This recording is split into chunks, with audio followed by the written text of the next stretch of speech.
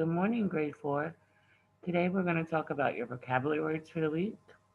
Your first word is attracted. The word attracted means to be drawn to. Like, remember when we talked about when we talked about writing and we talked about giving a interesting sentence at the beginning of what we are writing because we want to draw the reader's attention? This is to attract the reader. Okay, so to attract means to be drawn to something. The picture that we have here is of the butterfly who was drawn to this flower because it was beautiful and brightly colored. The second word is dazzling. Excuse me, dazzling is when something is so bright that it almost blinds you. It's so bright that you can barely see.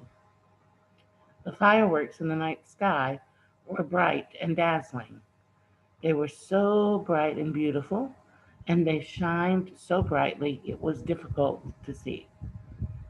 The third word is fabric. Fabric is the material that our clothes and this towel are made from. Fabric, we make curtains from fabric, we make pillows from fabric, we make our clothing from fabric, towels are made of fabric, the sheets and covers on your bed are made of fabric. The girl's towel and clothes are made from fabric. The next word is greed. Greed means to be selfish and to take more than what you need. It was greed that caused the boys to grab more cookies than they needed. So see, they want cookies, but they want all the cookies. And see how they're both reaching in the jar at the same time? They're being greedy. They're grabbing whatever they can get. Okay? Maybe they only need one or two cookies, but they're trying to grab the whole jar. This is greed. When you try to take more than what you need. Excuse me. The next word is honest. Honest.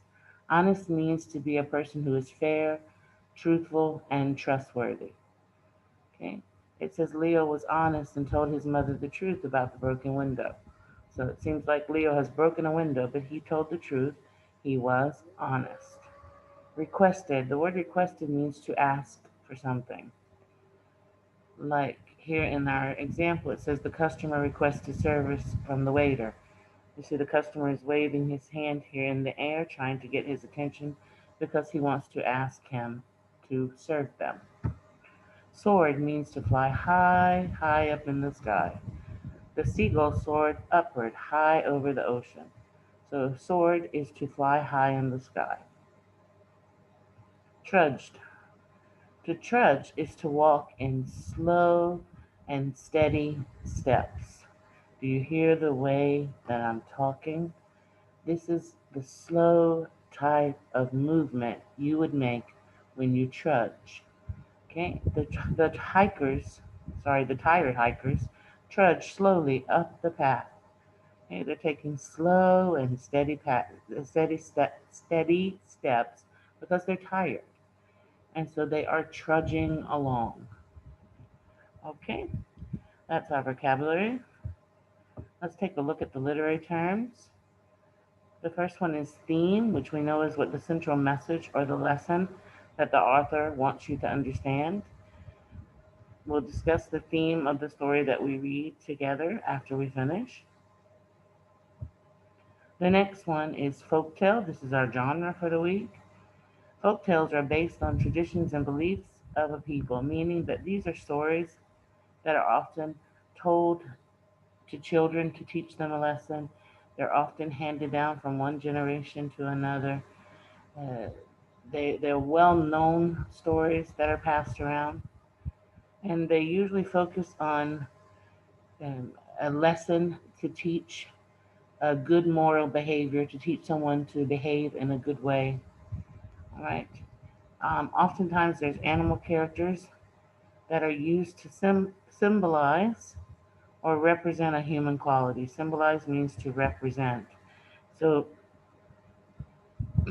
in this story, we have animal characters, and we'll talk about the human quality but they represent after we read the story. The last word is symbolism. And again, symbolism is when we use a symbol to represent something. Okay, and in our story, we'll use some animal characters to represent human qualities. And like I said, we'll point that out after we read. So the last word, sorry, I thought symbolize was the last word, symbolism, but it is root words. Root words are the simplest form of a word. Like, for instance, if you have the word unbelievable, and this is the example that I used in the notes I'll put up for you. If you have the word unbelievable and you take off the prefix un and you take off the suffix able, you're left with the word believe. So you can use what you know about the word believe to help you understand the word. So we know believe means that you have faith in something, you think something is true, you accept it. Un means not. So that would mean that you do not believe. And then able means to be able. So it is something that is not able to be believed, okay? And you'll see this, I wrote it in your examples for you in the notes. All right, let's read the story. So sorry, let me make sure I made that clear. The simplest form of the word is the root word. The root word in the word unbelievable then would be believe. All right, let's read our story. The Fisherman and the Kaha Bird. I like this story a lot. The copy's a little blurry, so you need to get your textbook to follow along with me. We're on page 94 in the Reading Writing Workshop. Long ago, there lived an old fisherman who made his pitiful living catching fish. All day the old man sat on the riverbank waiting for the fish to bite. But he never had more than one or two small fish to sell at the market. He and his wife were always hungry. One morning, the tired old fisherman trudged slowly to the river. Remember, we said trudged means to walk in slow and steady steps. Suddenly, a great bird with bright, dazzling silver feathers settled in the tree above him. Remember, we said dazzling is so bright that we can barely see, it blinds us. The delighted fisherman knew this was the magnificent Kaha, a glittering bird that occasionally appeared to help the poor or the sick. I see you work for very little reward, the Kaha said. I wish to help. Every day I will bring a large fish to your can't see that to your house that you can sell at the market. The old man couldn't believe his luck. As the days passed, the honest Kaha kept her promise. Remember, she's honest. That means she's telling the truth. She did what she said she was going to do. The fisherman sold the fish and came home with plenty of food. Soon he was bringing home clothing made from brightly colored silk fabric for his wife. Remember, we said fabric is the material that we make clothing from? At the market one day, the Shah's crier made an announcement. Find the great Kaha for our eminent Shah and receive a reward of 50 bags of gold. The Shah was the leader of this land. So now the Shah is offering 50 bags of gold for anyone who can find the Kaha bird.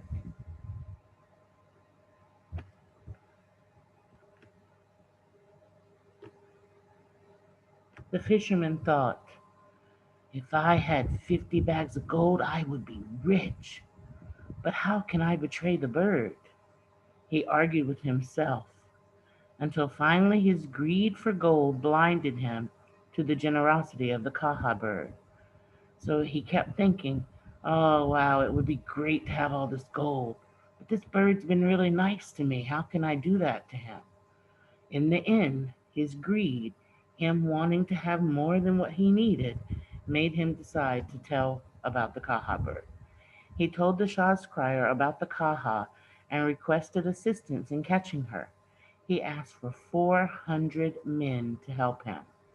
So requested, we said, means to ask for. So he asked for someone to help him catch the bird. That evening 400 servants followed the fisherman home. They hid among the trees as the fisherman set out a feast to tempt the bird. When the Kaha landed in a tree, the old man said, "Come dine with me, my dear friend. I wish to express my gratitude." So he's trying to get the bird to come and sit with him to eat, because he's saying, "I want to be thankful to you." The Kaha, touched by the fisherman's kindness and attracted to the delicious meal, flew down to join him. Remember, we said attracted means drawn to? The food looked delicious, so he wanted to eat. He was drawn to sit down next to the man. Immediately, the fisherman grabbed the Kaha by the feet and cried out to the servants to help him. The startled Kaha spread her wings. She began to fly up with the fisherman pulling at her. A servant caught the fisherman by the feet, but the bird rose higher. A second and third servant grabbed onto the first, until soon 400 servants hung by one another's feet as the Kaha soared upwards. Remember, we said soared means to fly high, high in the sky. Looking down, the fisherman could just barely see the river below. They had gone so high he could hardly see the river. If he hadn't betrayed the Kaha, he would not be in this predicament. If he hadn't told on the bird, if he had been true to the bird, because the bird was being good to him, then he wouldn't be in this bad situation. There was but one thing to do. The fisherman let go of the great bird's feet. The servants and the fisherman tumbled from the sky and landed in the river. It was many weeks before the fisherman had healed enough to fish again. Remember, he was up so high and he fell so far that he was hurt. Every day, the old fisherman looked up at the sky for a sign of the beautiful silver bird, but the Kaha was never seen again.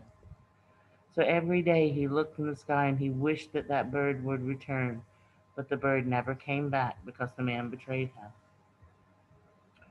All right, so let's talk a second about the theme. The theme of our story is that you shouldn't betray someone who is kind to you. Okay? You should be grateful and appreciative when someone is really nice to you, and you shouldn't mistreat them like the man did when he wanted to tell about the Kaha bird and take the gold.